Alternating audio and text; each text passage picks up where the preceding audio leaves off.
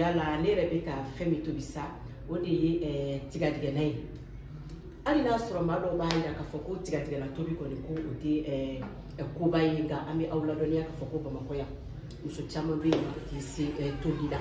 nin waati laban ninnu na muso caman ka furu bɛ sa dɔw bɛ lasigi u ka so u bangebagaw yɛrɛ ma k'u ka o dege tobili la nka an bɛ fɛ ka ɲininkali min tɛngu an ka maakɔrɔw la yala ni muso tɛ se tobili la a bɛ furusa kunbɔ wa? A ti furusa kunbɔ mais a bɛ segin kunbɔ so. Furu tɛ sa furu donna ka ban furu tɛ sa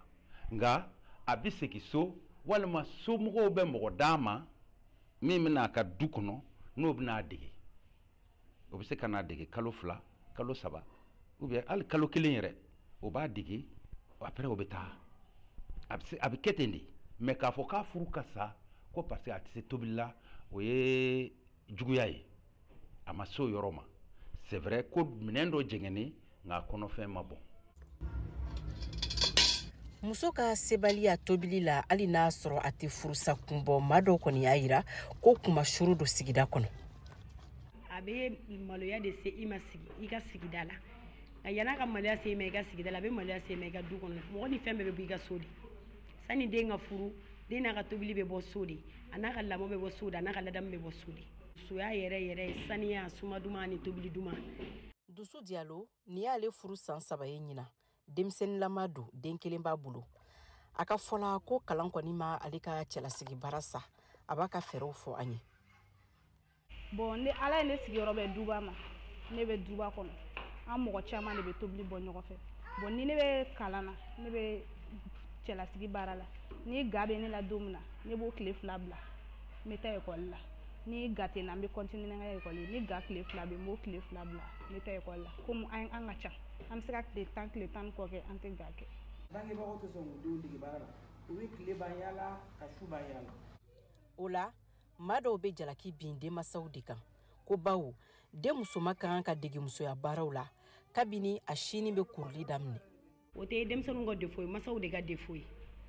denmansa filɛ ni wulila sɔgɔma dɔrɔn denmisɛnnin n'a ye san 10 sɔrɔ ni masa wulila sɔgɔma dɔrɔn a kan ka den na wuli hali n'a kɛra so faranga yɔrɔ jɔsi ye k'a dege solika wuli la baara yɛrɛ fɔlɔ bɛ daminɛ solika wuli la ekɔli t'o tiɲɛ foyi t'o tiɲɛ ni wulila sɔgɔma dɔrɔn i bɛ den na wuli fɛ. Ne fiancé don ne bɛna taa n cɛla la tobili ko tɛ na ne tɔɔrɔ ni ala sɔnna ma parce que depuis ne bɛ san 12 la ne ba ye ne dege tobili la week-end na ni kɔrɔmusow bɛ tobili bɔ ɲɔgɔn kɔrɔ vraiment n y'a sɛgɛn kɛ de n ka dɔgɔ mais ma regretter la et je sais que ni n furula n tɛna sɛgɛn tobili partie la. An ka ɲininkaliw sen fɛ cɛ caman de y'a yira k'a fɔ ko muso min tɛ se tobili la ko o furu kun tɛ. Ne yɛrɛ ni muso mana diya ne ni tɛ se tobili la an b'a dabila parce que mɔgɔ bɛ muso furu pour que i ka confort de sɔrɔ i ka lafiya mais ne ye muso furu e yɛrɛ bɛ ga la e bɛ bɔ baara yɔrɔ e yɛrɛ de bɛna k'i b'i ka surafana tobi ni wulila sɔgɔma i yɛrɛ de b'i ka daraka labɛn n'i nana sufɛ i yɛrɛ b'i ka surafana labɛn nafa ma e ka muso furu la o. Ka kɛɲɛ ni diɲɛ taabolo kura ye an b'a ye cɛ ni muso dama ka kan tobili la nka an ka maakɔrɔw ka fɔ la k'a yamaruyalen tɛ cɛ ma Mali kɔnɔ ka kɛ du tobilikɛla ye. An ka tabiya yɛrɛ la fɛn kɛta tɛ nka minnu sigilen don kɔfɛ an fɛn o fɛn sigira kɔfɛ an bɛ dɔɔni kɛ tobili la an bɛ dɔɔni k'a la mais o kɔrɔ tɛ k'anw tun tɛ gatigi ye gatigi tun ye muso de ye nka waati dɔw bɛ kɛ a ka baara kosɔn a tɛ se k'a bɛɛ kɛ donc i bɛ caman k'a ye yɔrɔ